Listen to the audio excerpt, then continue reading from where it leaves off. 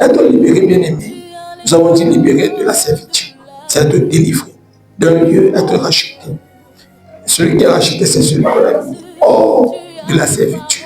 Donc tu servais un Dieu. Et le Seigneur t'a libéré de ce service. Tu étais esclave d'un milieu. Le Seigneur t'a libéré de cet esclavage. La Bible est vraiment merveilleuse. Et je bénis Jésus. Être libéré, bien-aimé, c'est être affranchi.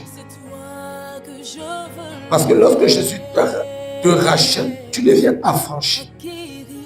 Et celui qui est affranchi, c'est celui, bien-aimé, qui est libre. Parce que tu connaîtras la vérité t'affranchira et te rendra totalement et complètement libre. Et bien-aimé, quand Jésus t'a franchi, il y a quelque chose qui se produit. Il ne te rend pas seulement libre, il te rend libre avec tous les droits d'un fils. Parce que les fils ont des droits, les esclaves aussi.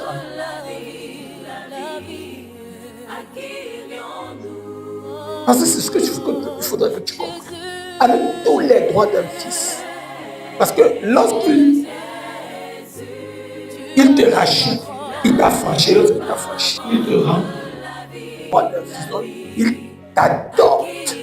Et tu deviens son fils, donc il te donne les droits d'un fils. Et nous allons voir bien aimer la différence entre un fils et un esclave. Par la grâce de Jésus, et c'est très important. Voilà pourquoi il faudrait que tu sois libéré de la servitude, si tu veux, de l'esclavage, pour qu'elle puisse enfin devenir un fils de Dieu. Donc tu peux être à l'église, tu pries, tu chantes, tu adores, et tu es encore esclave. Tu es encore esclave, tu es encore en train de servir un Dieu, tu sais, un groupe de personnes, tu sais, ah oui, le village, tu sais, la famille, tu sais, la belle famille. Arrête avec ce service-là. Arrête.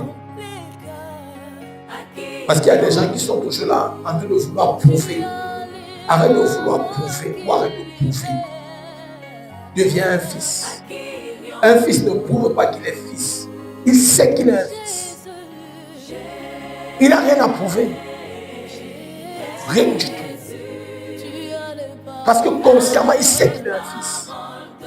Et il connaît son rôle. L'esclave sait qu'il est esclave et il connaît son rôle. Donc lorsque Jésus-Christ nous a libérés de l'esclavage, il fait de nous des fils de Dieu. Donc il nous adopte. Et il nous donne tous les privilèges qu'il faut avec ce titre de fils de Dieu, d'enfant de Dieu. Il nous a donné le pouvoir de devenir enfant de Dieu. Donc c'est un pouvoir, c'est pas n'importe quoi, c'est pas n'importe qui devient enfant de Dieu. Donc on ne naît pas enfant de Dieu, on devient enfant de Dieu. Sois fils de pasteur, tu ne n'es pas enfant de Dieu. On devient enfant